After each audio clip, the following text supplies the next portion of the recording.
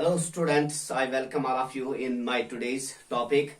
Today our topic is pair of linear equation in two variables. It is very important topic and demanded topic.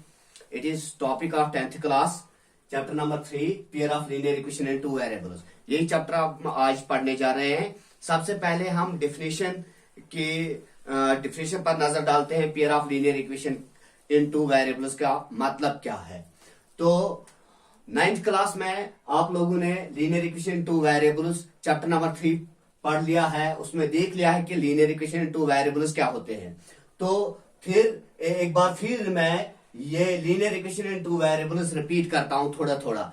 हमारे पास एक equation जिसमें दो variables है और उस की हाईएस्ट डिग्री जो इक्वेशन की है वो 1 है. तो वो equation linear equation in two variables कहलाती है. तो जनरली हम linear equation in two variables कैसे रिप्रेजेंट करते हैं, कैसे डिनोट करते हैं. हम जनरली एक linear equation in two variables को रिप्रेजेंट करते हैं ax plus B Y plus c is equal to 0 where a b c belongs to R, means a b और सी रियल नंबर्स है and a comma b both are not equal to 0.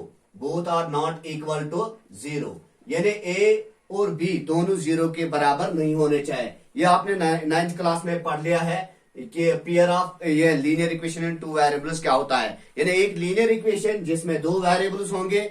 हम लेते हैं यहाँ x और y. यानी अगर हमारी इक्वेशन है ax plus B Y plus C equal 0, अगर x और y वेरिएबल्स है, a b c real numbers है, तो ये equation linear equation in two variable कहलाती है. ये लीनियर इक्वेशन टू वेरिएबल है. अब हमें इस साल इस क्लास में 10th क्लास में क्या पढ़ना है, पेयर ऑफ लीनियर इक्वेशन. अब इनके जोड़ पढ़ने हैं.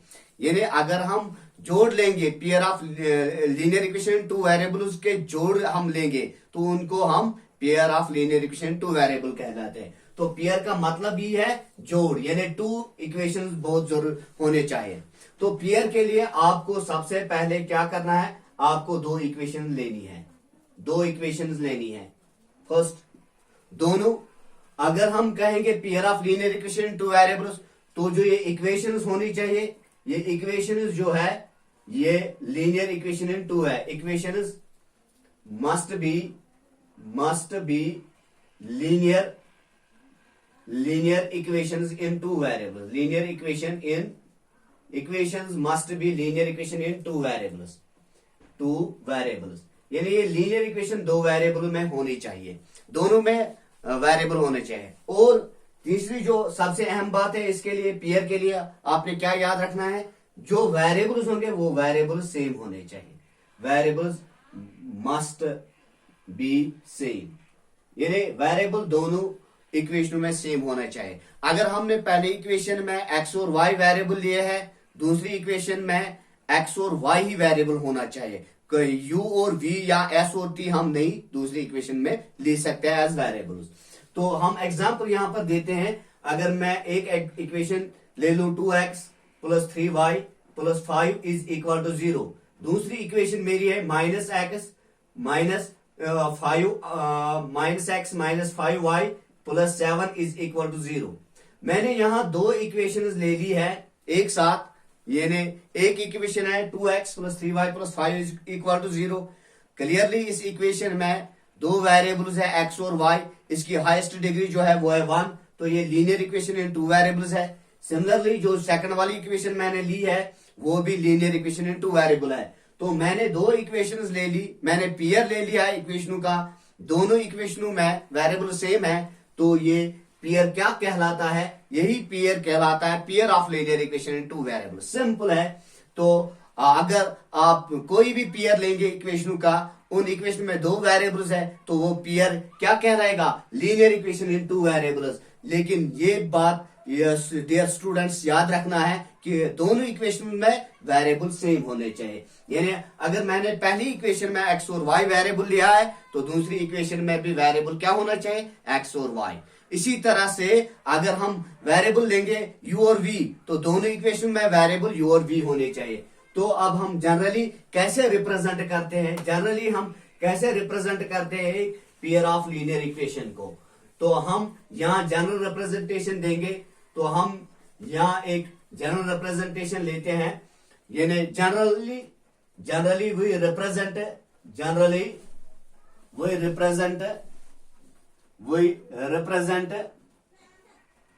a pair of linear equations in two variables as, ऐसे हम रिप्रेजेंट करते हैं a1x plus b1y plus c1 is equal to 0 and a2x plus b2y plus c2 is equal to 0, where a1 b1 c1 and a2 b2 c2 are real numbers and a1 square plus b1 square is not equal to 0, comma a2 square plus b2 square is not equal to 0। Generally हम एक pair of linear equation को ऐसे represent करते हैं, a1x plus b1y plus c1 is equal to 0, और जो दूसरी equation इसके साथ मैंने ली है वो है a2x plus b2y plus c2 is equal to 0। ये दोनों इक्वेशंस साइमल्टेनियसली एक साथ लेने से, जब हमने दोनों इक्वेशन एक साथ ले ली है तो अब ये पेयर ऑफ लीनियर इक्वेशन कहलाती है। तो समटाइम्स हम इसको लीनियर पेयर भी कहते हैं, कभी कभार इसको हम लीनियर पेयर के नाम से भी जानते हैं। यही लीनियर पेयर होता है और यही pair of linear equation in two variable होता है।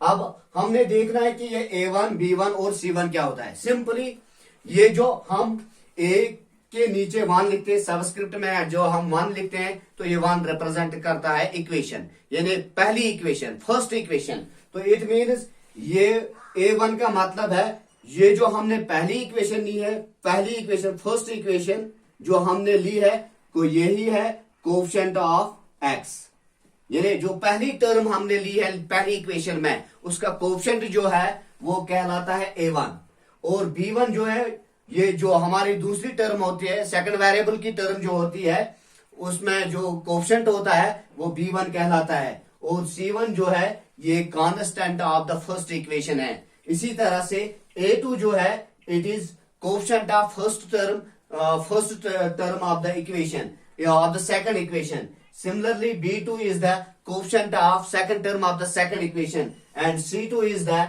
constant term of second equation। Dear students, आप क्लियरली ये समझ चुके होंगे कि पेयर ऑफ लीनियर इक्वेशन क्या होता है। अब हम कुछ एग्जांपल्स यहां पर लेते हैं, यहां पर हम कुछ एग्जांपल्स लेंगे। पहली एग्जांपल मैं यहां पर लेता हूं, first example 2x plus 3y minus 5 is equal to 0, x plus 9y minus under square root of 3 is equal to 0। ये मैंने पहला पेयर लिया है, पहला pair of linear equation in two variables. इसमें जो पहली इक्वेशन है वो है 2x plus 3y minus 5 is equal to 0, और इस इक्वेशन में जो कोएफिशिएंट्स है यानी a b और c, a के बदले हम लिखेंगे यहाँ a1, तो इसका मतलब है coefficient, first coefficient of first equation, यानी a1 is the coefficient of first term of the first equation, that is 2। ये जो पहली टर्म मैंने ली है 2x, इसमें x का कोएफिशिएंट 2 है, ये 2a1 है। इसी तरह से जो मैं इसमें दूसरी टर्म है प्लस 3y, यानी इसका कोएफिशिएंट जो है y का वो है 3, तो b1 3 है। इसी तरह से c जो है वो है पहली फर्स्ट टर्म का कांस्टेंट, फर्स्ट इक्वेशन का कांस्टेंट है वो है -5। तो दूसरी इक्वेशन में x का कोएफिशिएंट 1 है, ये a2 कहलाएगा। तो इसी तरह से b2 9 के बराबर है सेकंड टर्म का कोएफिशिएंट, और जो दूसरी इक्वेशन में कांस्टेंट है वो है -√3। तो ये हम देख लेते हैं कि एक इक्वेशन में a1 b1 c1 क्या होता है और पेयर ऑफ लीनियर इक्वेशन क्या है। यानी जब भी हम जोड़ लेंगे एक linear equation in two variables का, तो वो जोड़ क्या कहलाता है, वही कहलाता है pair of linear equation in two variables. मैं एक और एग्जांपल यहां पर लेता हूं ताकि आप क्लियरली इसको समझ सकेंगे। यहां पर मैं एक और इक्वेशन लेता हूं u plus 3v -5 is equal to 0।